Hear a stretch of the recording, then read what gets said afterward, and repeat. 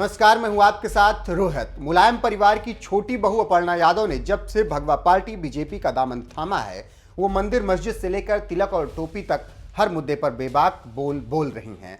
जिन तिलक वालों को कभी ममता बनर्जी ने गुंडा तक कह दिया था, उन्हें मुंहतोड़ जवाब देने की तो अपर्णा यादव ने जैसे कसम खा ली है। ये बात तो आप भी जानते हैं कि तिलक हर हिंदू का अभिमान है। किसी भी पूजा पाठ के दौरान एक हिंदू माथे पर तिलक जरूर लगाता है। यहां तक कि हाल ही में पीएम मोदी जब हैदराबाद में रामानुजाचार्य की विशालकाय प्रतिमा का अनावरण करने पहुंचे थे, तो उस दौरान भी पीएम मोदी ने भी माथे पर तिलक लगाया था। लेकिन बंगाल चुनाव के दौरान टीएमसी मुखिया ममता बनर्जी ने इसी तिलक के खिलाफ विवादित बयान देते हुए कह दिया था कि बीजेपी यूपी से तिलक लगाने वाले गुंडों को भेज रही है। उन्होंने पिछले साल मार्च में बिष्णुपुर की एक रैली में कहा था कि पान मसाला खाने वाले और तिलक लगाने वाले लोगों को उत्तर प्रदेश जैसे राज्यों से चुनाव के पहले यहां समस्या पैदा करने के लिए भेजा गया है और वो हमारे लिए बाहरी गुंडे हैं। ममता ने जैसे ही तिलक लगाने वालों को गुंडा कहा, पीएम मोदी बंगाल चुनाव के दौरान तिलक वालों के लिए ममता बनर्जी से भिड़ गए थे और कहा था कि इन बयानों से किसी को खुश करना है तो करिए, लेकिन लोगों की आस्था को, चैतन्य महाप्रभु की पहचान को मैं गाली नहीं देने दूंगा। ममता दीदी को जय श्री राम के आह्वान से दिक्कत है, ये पूरा बंगाल पहले से जानता है।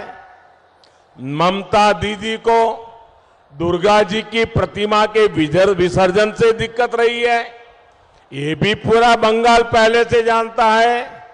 लेकिन अब दीदी को तिलक से दिक्कत है, अब दीदी को भगवा वस्त्र से दिक्कत है, और तो और अब दीदी के लोग चोटी रखने वालों को राक्षस कहने लगे हैं।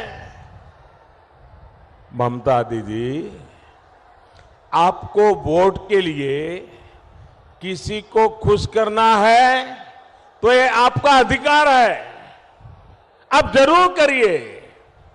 आपको मुझे गाली देनी है, जरूर देते रहिए, लेकिन पश्चिम बंगाल के लोगों की आस्था को, रामकृष्ण परमहंस, स्वामी विवेकानंद, चैतन्य महाप्रभु की पहचान को मैं गाली नहीं देने दूंगा।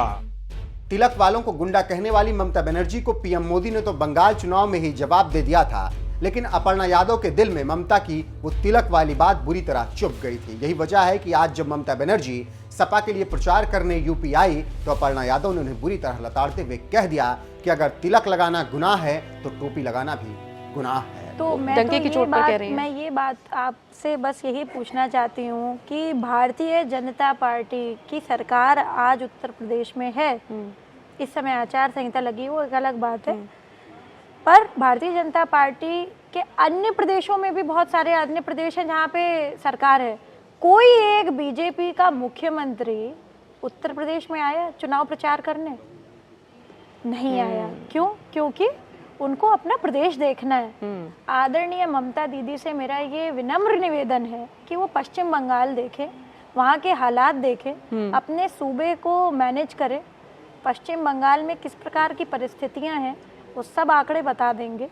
और इस तरह से रोप प्रत्यारोप 2024 की जो ये ममता बनर्जी दीदी जो है हमारी, वो सोच करके अगर अपने ये भाषण देना और उत्तर प्रदेश में आकर के कर रही हैं, तो देखिए उत्तर प्रदेश में सबका स्वागत है और सारे लोगों का खुले मन से स्वागत है। हमारे जितने बंगाली मूल के भी निवासी हैं उत्तर प्रदेश के, उनमें भी जो रक्त दौड़ रहा है वो उत्तर प्रदेश की भूमि से उपजाए हुए अन्न से दौड़ रहा है। यहाँ सरोजनी नायडू अगर बनी फर्स्ट गवर्नर, पहली राज्यपाल, तो वो बंगाली मूल की थी, ये भूलें मत। और Indian national army, Subhash Chandra Bose ji के सबसे पहले जो हम गाते हुए आ रहे हैं, आपने भी बचपन में गाया होगा, कदम कदम बढ़ाए जा, खुशी के गीत गाए जा, ये जिंदगी है कौम की, तू कौम पे लुटाए जा। ये गाना राम सिंह जी ने लिखा था, वो उत्तर प्रदेश के मूल के निवासी हैं। तो इस तरीके की विरोधाभास वाली बात करके उत्तर प्रदेश के लिए जिस प्रकार की उन्होंने जो है सबको कहा कि तिलक लगा करके आते हैं, गुंडागर्दी फैलाते हैं, अब आप वोट मांगने के लिए आ रही हैं कि आप भाई वोट करिए। ये सब 2024 का जो है, ये जो एक तरह से ये केन प्रकारेण वो चाह रही हैं कि मैं एक नेशनल फेस बनूं। It is not going to happen. People are very very tech savvy, people listen to everything, people are listening to everything. वो जानते हैं, उत्तर प्रदेश का हर आदमी जानता है। मैं तो उस समय भारतीय जनता पार्टी में नहीं थी जब पश्चिम बंगाल का इलेक्शन चल रहा था। As a UP person, as a UP मतलब एक महिला होने के नाते, एक उत्तर प्रदेश के एक जिम्मेदार नागरिक होने के नाते मुझे भी बहुत ख़राब लगा कि जिस तरह से उन्होंने इस प्रकार की टिप्पणी करी। मैं तो पूछना चाहती हूँ क्यों इस तरीके की बात बोली उन्होंने, और माफ़ी मांगती है उनकी। इस तरीके से बात करने की बात अच्छी बात नहीं है। ये मतलब जो है, देखिए ममता दीदी का पूरे सब जगह आदर है, मैं भी बहुत आदर करती हूँ क्योंकि वो एक महिला हैं और अपनी तरह से संघर्ष कर रही हैं, अच्छी बात है। मगर इस तरीके की बात एक स्टेट के लिए आप बोल दें, ये अच्छी बात नहीं है। This is not a good thing. मतलब कि टीका लगाना क्या गुनाह है? अगर टीका लगाना गुनाह है तो टोपी पहनना भी गुनाह है ना। इस तरीके की बात आप एक सेक्ट, एक प्रदेश के लिए क्यों टारगेट करके बोला? अपने कुछ वोटों को घुमाने के लिए आप दूसरे प्रदेश के लोगों को इस तरह से अपमानजनक शब्दों से नहीं वो कर सकते हैं, एड्रेस कर सकते हैं। तो ये अच्छी बात नहीं है जी। बंगाल चुनाव के दौरान यूपी के तिलक लगाने वाले लोगों को गुंडा कहने वाली पश्चिम बंगाल की मुख्यमंत्री ममता बनर्जी आज जब अखिलेश यादव के समर्थन प्रचार करने के लिए यूपी आई तो मौका देखते ही अपर्णा यादव ने कुछ इस तरह से पलटवार किया और उन्हें वापस जाकर अपना राज्य बंगाल संभालने की नसीहत तक दे डाली। बहरहाल, जिस तरह से अपर्णा यादव ने तिलक पर सवाल उठाने वाली ममता बनर्जी को करारा जवाब दिया है, उस पर आपका क्या कुछ कहना है? अपनी राय हमें कमेंट कर जरूर बताएं। साथ ही शनिवार को यूपी के कन्नौज में एक रैली के दौरान सपा पर जबरदस्त हमला बोलते हुए प्रधानमंत्री नरेंद्र मोदी ने क्या कुछ कहा है, आइए आपको सुनाते हैं। भाइयों और बहनों, सिर्फ विकास की बातें करने से विश्वास नहीं आता, लेकिन जब नीयत साफ होती है, मेहनत दिन रात होती है, जनता के सुख दुख की चिंता होती है, तभी सामान्य मानवी के मन में विश्वास पैदा होता है।